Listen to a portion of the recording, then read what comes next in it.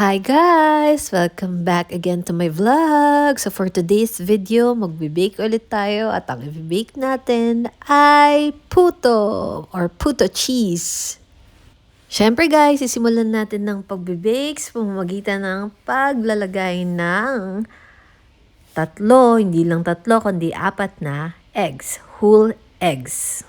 After natin malagay yung mga egg, syempre ibibit na natin. After beating the egg, maglalagay tayo ng 1 cup of white sugar. Next to white sugar, 2 cups of water. At syempre, hindi mabubuo ang ating puto or puto cheese nang walang flour or all-purpose flour. So, 2 cup yung nilagay ko dyan.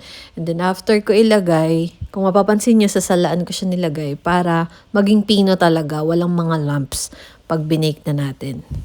All done! Nilagay ko na rin pala dito guys yung 2 tablespoons of baking powder. Tapos, mix-mix na natin to guys. Let's go! Make sure lang natin guys na na-mix natin talaga ng maayos yung ating mga ingredients. At kapag ganito na ang itsura niya guys, pinong-pino na, pwede na natin siyang isalin sa ating molder.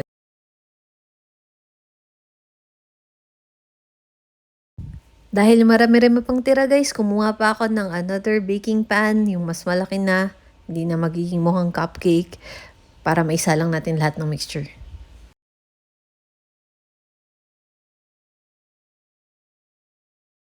Eto na guys, ready na ang ating puto para i-bake. Nakapag-preheat na rin tayo ng oven.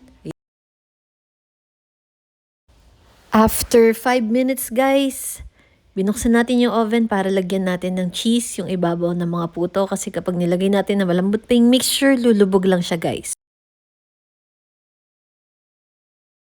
After natin lagyan ng cheese guys, isara ulit natin ng oven. Tapos, isa lang pa ulit natin ng another 5 minutes to fully cooked. Ayun na nga guys, sobrang sarap. Di ko na napicturean. Thank you for watching!